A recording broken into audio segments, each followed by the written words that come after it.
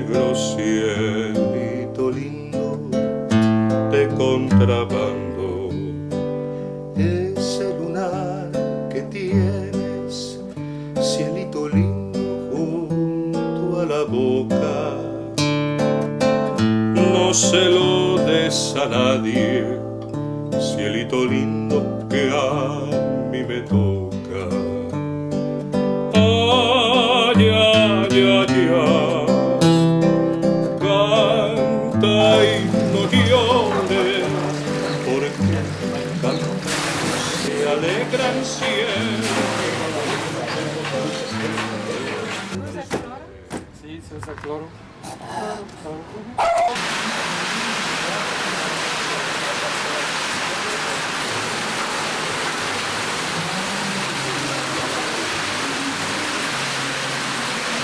Está emparejando el dibujo allí, va a emparejar el dibujo. Haría tejido. He's moving faster than I can.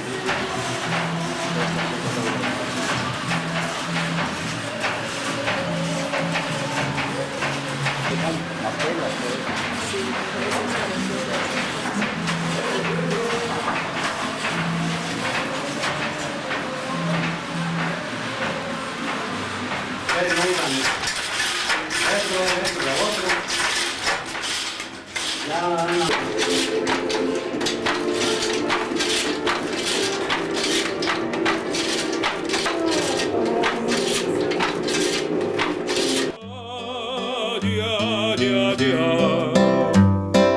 Canta y no llores, porque cantando se alegran, cielito lindo, los corazones.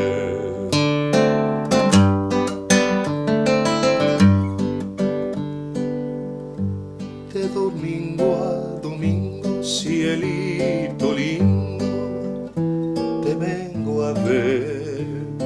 Cuando será domingo, cielito lindo, para volver. Ese lunar que tiene, cielito lindo, junto a la boca, no se lo des a nadie, cielito lindo, que a mí me toca. Ay, ay, ay, ay, canta y no llores.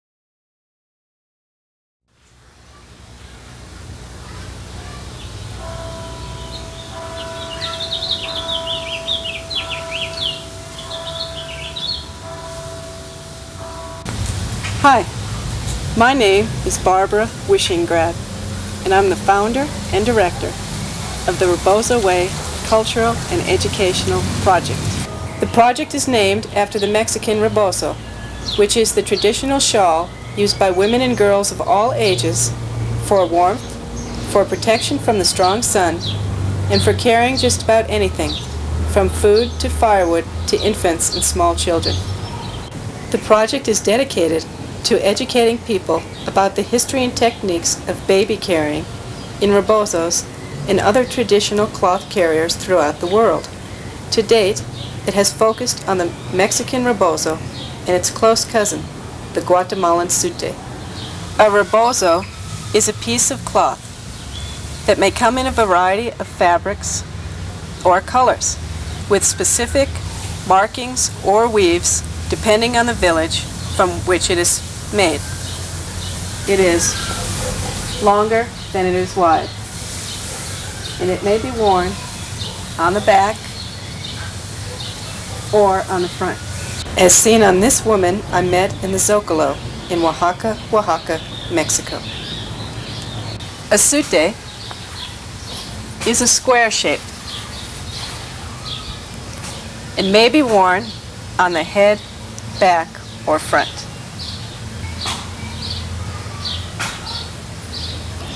This woman is making use of two sutes, for her baby as well as for the goods she is peddling on the street in Panajachel, Guatemala. And here in the market in Solala, Guatemala, practically all the women we see are using sutes for shade or for carrying things. In the early 80s, when I was working as a childbirth educator and apprentice midwife, I first became interested in the concept of in-arms parenting.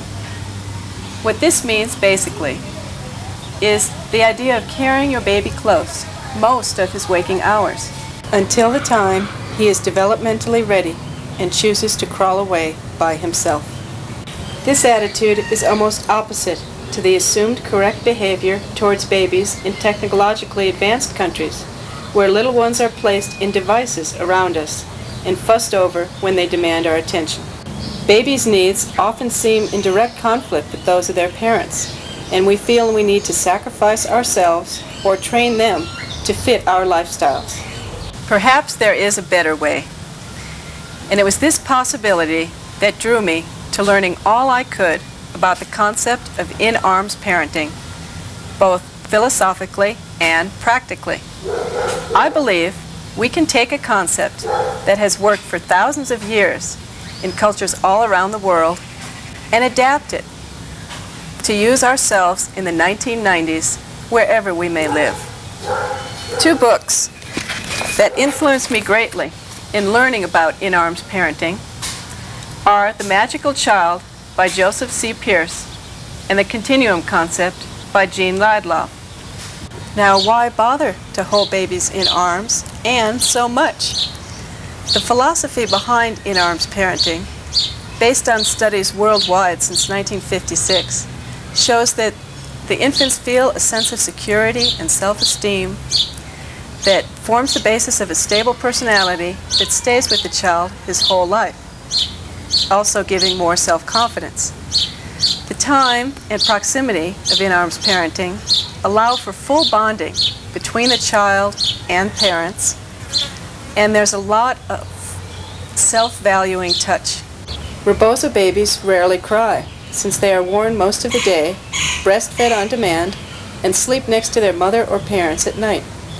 They usually go around in a state of quiet alertness, very different from how we expect and experience babies in our own culture.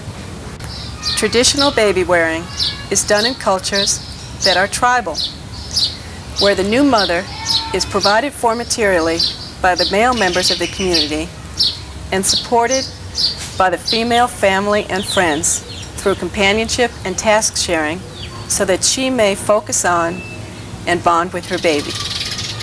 In many of these traditional societies, a young female family member is the one who cares for the baby in Rebozo after the first few months, bringing the child to its mother to nurse. In other cultures, the mother is the main carrier.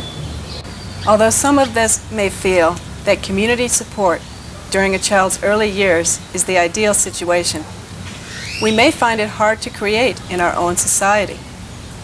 What we can do is use the Rebozo in ways that are appropriate for where we are and who we are, and incorporate the ideas of in-arms parenting as they fit in our lives today. Sounds great for the baby, you may say, but I just can't go around holding my baby all day. I have other children, a job, a household to run. Actually, Rebozo wearing is especially great for busy moms. One of the advantages of wearing your baby instead of holding her is that tying your baby on leaves you with both hands free, as shown by this woman in La Mesilla, Guatemala, with 3 other children to care for. Anyone with a small baby in arms knows the difficulty of maneuvering such simple tasks such as opening a door, counting out change, or holding a small child's hand. One of the advantages of the Rebozo is that the motion of the sling against the mother provides the child with the comfort and familiarity so that they are relaxed and comfortable. And, for example, with my own babies, outside noises did not disturb them as long as they were close to my body. This is my eldest son, Van, in the Rebozo wrapped on my front when he was about a month old. Here, 2 women from the same tribe, and so dressed identically, meet at the market in San Cristobal de las Casas, Chiapas, Mexico, with their fairly young babies tucked in rebozos on their backs. And here, another vendor in the San Cristobal market, works accompanied by her content older Rebozo baby on one hip and her toddler playing nearby. Now, how do these third world women's lifestyles relate to those of us who live where there are cars, shopping malls, and supermarkets? Well, one reason for carrying babies that Jean Liloff suggests is great for both the baby and the carrier. She says that babies, like all human beings, build up emotional energy that needs to be discharged, and this can be done by being worn by an active person. In cultures where babies are not normally worn, we consider it normal for them to cry and flail their arms and legs, and in this way they discharge the energy. In Rebozo cultures, there is no need to discharge that built-up body tension in these ways, and so the infant's more common state of being is that of the quiet alertness we spoke of before. When your baby is particularly antsy and you need to do some errands, don't leave the child at home to be shushed into a more docile attitude. Do yourselves both a favor. Take him with you, wearing him close and in rhythm with your movements, and watch the transformation that takes place, just as you go about your own active business, not focusing on the baby, but keeping him near your heartbeat, your smell, and your touch.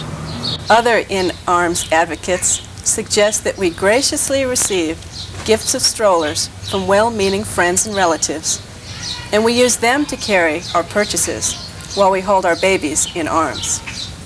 When my children were small, I made and sold jewelry, and almost all the time I was in public selling, I wore my baby, which we both really enjoyed. Moms who work at jobs that involve a lot of sitting, or where you can't bring your babies with you, can put them on when home after work or on the weekends, and teach those who do care for your little ones to wear them whenever possible. Some ways you might enjoy wearing baby around the house are watering plants or your garden, picking up and sorting laundry, walking around the block, or even if you need to drive to get to the nearby mall or supermarket, taking a minute to stop and put your baby on before you go in. Now, you might think after a hard day of work that it's just too much to put baby on, but think of all the time that we spend pacifying our out-of-arms babies. Putting the baby on and being active can help relax and energize both of us. For just a short time at first, or for longer, switching shoulders after a few hours, we can explore new possibilities of being with our infants. And I know that you, like me, will feel a wonderful delight at being able to move around freely with a calm baby, and even using two hands to help another small child with the baby contentedly on you. We don't have to go to the extent of this mother in La Mesilla, Guatemala, unless we want to. But it really is possible to be flexible and even pick up fairly heavy objects with the baby tied on. Rebozo wearing not only frees mom's hands, but their hearts as well. Having small children need not force us into the traditional isolation of mothers apart from other adults or activities, or into choosing between being with baby or doing anything else in the world. The mental health of both moms and babies is greatly increased when they can get out and interact socially and take care of things that need to be done. Notice here how the Rebozo children are content to be present with their mothers without whining or acting out to get attention. For a very young baby, the Rebozo can provide a cocoon-like environment nestled next to the mother's heart and breast that leaves the carrier's hands absolutely free, which is especially important for those overwhelming first months. It is also important to note that recent neurological studies have shown that babies really should be carried in a horizontal position until they develop strong neck muscles and begin to hold up their heads by themselves. The newborn Rebozo wrap completely envelops the child in an atmosphere of security and familiarity without feeling at all stifling or claustrophobic. Right now, imagine you are inside this very Rebozo, the Ware Alaza, looking out. This is how the world would appear against this dark-colored, lightweight cotton cloth with thin rayon stripes. Again, you are looking at me from the baby's point of view, through an all-cotton Rebozo from Mora León, Mexico. Rebozos are perfect for baby from their very tiny days. Until those times, they are generally running everywhere, but may need an occasional lift at the end of a hectic day. I found the Rebozo worked great for me in active moments in a hot climate, as well as in much cooler weather, especially when I wanted free use of my hands. And that it was a useful, comfortable way to carry my babies, whether I was in the big city or strolling down a pleasant country lane. Discreet nursing is another wonderful bonus of Rebozo wearing and can be done easily, even in public, from the first weeks that you bring your baby out. One advantage of nursing in the Rebozo is that the baby can fall asleep afterwards without needing to be moved or readjusted as you continue to go on your way. And if you do want to take baby off to nap, he is already cuddled in a soft fabric. One of the things I really love about the Rebozo is that it's light and easy to roll up and tuck into my purse when it's not in use. It can double as a shawl, a baby blanket. When my babies were older, toddlers, and they were heavy, as soon as I picked them up and tied them on, I could feel the release off my shoulders and my arms. As you come to use and love the Rebozo, you might find even more wraps that fit you and your baby. Whether worn with feet tucked in and head and arms outside, or with head and arms tucked in and legs dangling free, Rebozo babies and carriers enjoy the comfort, simplicity, freedom, and security that this type of interaction brings. Our first demonstration will show Margaret wrapping her baby with another person helping to tie the knot. The carrier sits comfortably and holds the child in the Rebozo as in any other blanket or covering. The baby is in the exact middle of the Rebozo so that equal amount of cloth extends from each side and it will form a sling for the baby to lay in. As the carrier lifts the baby, the helper goes behind and takes one end of the Rebozo around the carrier's waist and the other end above one shoulder, and in this position ties a knot on the carrier's back. The carrier and helper both need to check that the cloth under and above the child is taut enough to hold her insecurely, but loose enough to allow some movement and eye contact with the babe. As you can see, this tiny baby is held without need for support from the carrier's arms, and the carrier walking and moving provide a soothing rhythm for the child. The see-through, breathe-through cotton shields the baby on the outside and allows her not to feel restricted even when completely covered. When no one is around to help tie the baby on, the carrier can do so herself. I found the cross-legged position to be the best for carrier and baby. Again, the child lays on the lap in the middle of the Rebozo, and here the baby is supported by the carrier's knees while the knot is being tied. With practice, the Rebozo carrier usually keeps the upper edge of the Rebozo tauter than seen here, and the baby's arms stay inside, but as this baby wants to nurse, it really doesn't matter now. The breast is easily accessible, and Rebozo babies may alternately nurse and doze in short spurts, as most tribal babies do. I found my babies slept easily without being burped if nursed in the Rebozo, and I could provide them with this contact without interruption, even if I needed my hands to help an older child answer the door or whatever, or if I needed to get up and move around, the baby could still sleep or nurse comfortably. Completely relaxing while nursing is the ideal, but again, if this is not possible, the baby need not be interrupted if in a Rebozo. This baby's name is Gabi, and she is with another Gabi, a friend of her mother's. And they are going to demonstrate a few Rebozo wraps. The first wrap is the small baby back wrap, also known as a sausage hold. You need to start with the Rebozo spread out on a comfortable flat surface like a bed or a couch, and then places the baby face up with her head in about the middle of the length of the Rebozo, so that there is more cloth above her head than feet. Usually the carrier sits in front of or alongside the Rebozo. Grasp the Rebozo with your left hand and bring the end around to the front of your waist. Reposition yourself if necessary so that the baby is directly behind you. Then, in one quick motion, usually quicker than shown here, support the baby's head and pull the Rebozo tightly above it so that you transfer the support of her head to the Rebozo. And you pull it over your shoulder and down to be tied at the waist to the other Rebozo end. The baby will rise up as the Rebozo does and lay next to your back, bundled securely inside, facing you or facing up on your back. Her head will be higher than her bum, and her feet will be near your waist.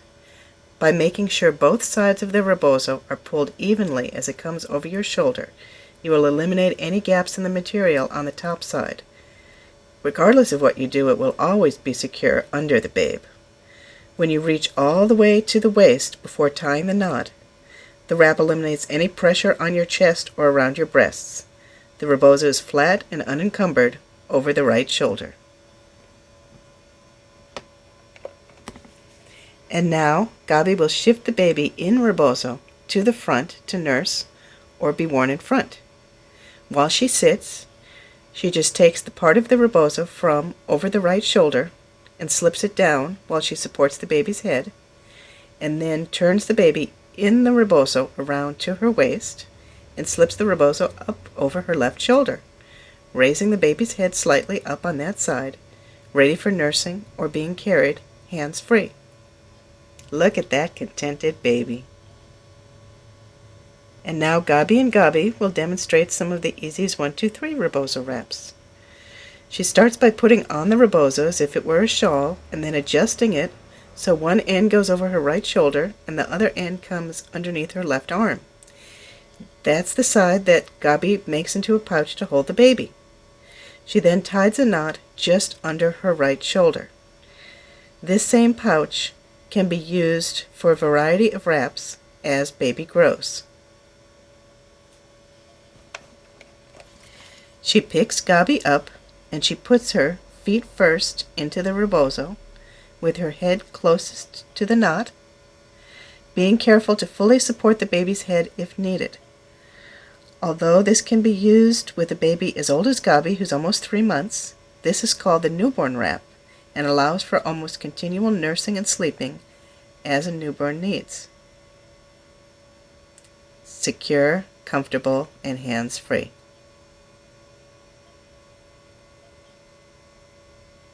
It's easy to take the baby out or adjust her as we see here. Gabi is being put into a facing out position with her legs crossed in front of her for babies who want to see the world that way.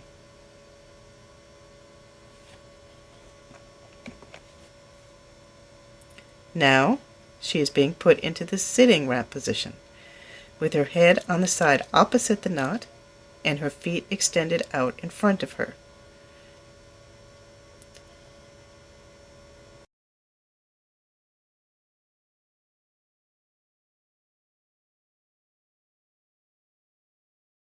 From this wrap, it is easy to shift the baby to a hip-slung nursing sleeping wrap, in which her head is covered and supported by the rebozo fabric, and her feet, if need be, dangle free, so she can stretch out.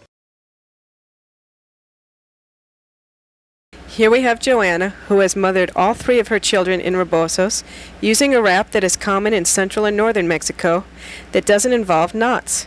She has the rebozo wrapped around herself like any shawl, then drops one side and takes the baby in her arms as she would hold her normally. This wrap also covers the baby almost totally, tucking first one end between the carrier and baby's side, wrapping the other end around and over the child, and making another tuck underneath the baby end.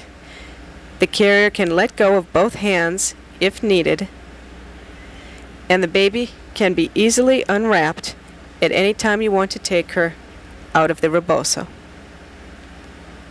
Here she goes back to her mom.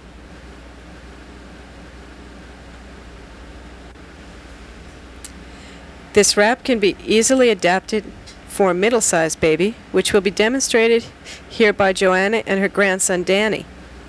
Joanna makes the tuck between her and him and wraps the rebozo from under her other arm to be tucked again under his bottom. She can free her hands if necessary, although she protects the baby by keeping one arm tightly against the shawl if she uses both hands. This is not necessary for the wraps tied with knots. Now Daniela places the shawl across her lap and puts the baby, now sitting up, in the exact middle. It is important when using the rebozo with the knot tied in back or front to make sure you alternate the shoulder over which the rebozo is draped, because more of the baby's weight will be carried on that side and also for the front wraps, it allows the baby access to both breasts in turn. Here he is sitting comfortably, one end around her waist, the other end goes over her shoulder, and the helper secures the knot on back. Yes, ladies with long hair do need to make sure that it doesn't get tied up in the Rebozo knot. Notice that Danny is sitting in the exact same position he was before the Rebozo was tied on, and so it doesn't affect his position at all. Safe and snug in the Rebozo, this position also allows easy and discreet nursing. As I get ready to put Danny on and tie the knot myself, Daniela turns around and shows us how the knot looks like from the back. Then she pulls Danny easily out of her Rebozo wrap, or it can also be untied by undoing the knot from the back. Again, he goes down on the lap in a comfortable position. One Rebozo end goes over that shoulder, the other one around my waist. Notice here how I pull the upper edge of the Rebozo taut before I tie the knot, and the baby sits contentedly between my knees. I reach behind with both hands.